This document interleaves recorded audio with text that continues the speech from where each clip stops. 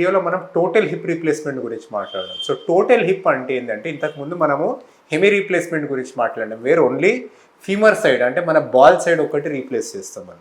So ఇప్పుడు total hip అనేది ఏంటి అంటే మనకి బాల్ కూడా రీప్లేస్ చేయాలి, సాకెట్ కూడా రీప్లేస్ చేయాలి.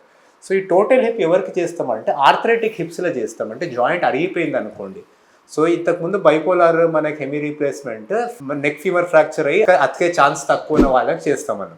సో ఈ టోటల్ రీప్లేస్మెంట్ ఎవరికి అంటే మనకి జాయింట్ అరిగిపోయింది అనుకోండి, సో అస్టాబ్లం సైడ్ కూడా పెయిన్ఫుల్ అవుతుంది. సో ఆ కాంపోనెంట్ని కూడా రీప్లేస్ చేయాలి కాబట్టి ఒక అస్టాబ్లం కప్ సైడ్ని మనము ఐదర్ సిమెంటెడ్ ఆర్ అన్సిమెంటెడ్ పెడతాము. దాంట్లో మొత్తం ప్రిపేర్ చేసి అండ్ మన స్టెమ్ని కూడా మనం సిమెంటెడ్ ఆర్ అన్సిమెంటెడ్ పెట్టగలుగుతాం. సో దీనికి total hip replacement most common reason ఏంటంటే ఆర్థరైటిక్ హిప్ అని. కానీ ఆర్థరైటిస్కి కూడా one of the most common reason ఏంటంటే it's the final stage of avascular necrosis. So avascular necrosis అనేది స్టిరాయిడ్ యూస్తోని, మనకి హై లెవెల్ ఆఫ్ ఆల్కహాల్ యూస్తోని, some times following neck femur fracture, మనకి ఈవెన్ సర్జికల్ ఫిక్సేషన్ తర్వాత కూడా. సో ఇటువంటి వాటిలలో జాయింట్ అరిగిపోతుంది ఫైనల్గా.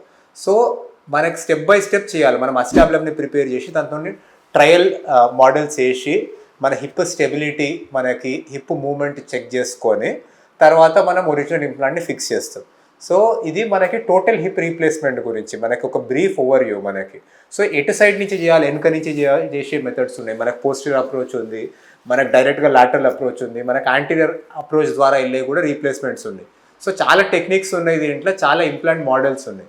సో ఎటువంటిది చేయడం బెస్ట్ అనేది మీకు చేసే సర్జన్ మీకు డిసైడ్ చేస్తారు. సో ఏదైనా పెయిన్ఫుల్ హిప్ ఉంది, అన్స్టేబుల్ హిప్ ఉంది కొన్ని సిచ్యువేషన్స్లో అంటే హిప్ మనకి లెంత్ కూడా రీస్టోర్ కావాలి, కాల్ది 2 సైడ్స్ నార్మలైజ్ అవ్వాలి, హిప్ మూమెంట్ రీస్టోర్ కావాలి, హిప్లో పవర్ రావాలి, అంటే మనకు అబ్డక్టర్కి లివర్ ఆర్మ్ ప్రాపర్గా మెయింటైన్ అవ్వాలి. సో ఇవన్నీ చూస్తూ మనకి ఎటువంటి మోడల్ మీకు బెస్ట్ అనేది, ఇంకేమైనా చేయాలా అనేది కూడా మీ సర్జన్ డిసైడ్ చేస్తారు. సో ఎటువంటి బెస్ట్ హిప్ రీప్లేస్మెంట్ అనేది మీ రిక్వైర్మెంట్ పరంగా మీ సర్జన్ డిసైడ్ చేస్తారు. ఇటువంటి ఒక స్పెసిఫిక్ ఆన్సర్ అనేది ఉండదు. మీకు సిమెంటెడ్ బెస్టా, అన్సిమెంటెడ్ బెస్టా, మీకు ఈ డిజైన్ బెస్టా, మనకి ఇవన్నీ మనకి ఎన్నో ఆప్షన్స్ పెట్టుకొని ఆన్ టేబుల్ కూడా డిసిషన్ తీసుకునే అవసరం పడుతుంది. Thank you.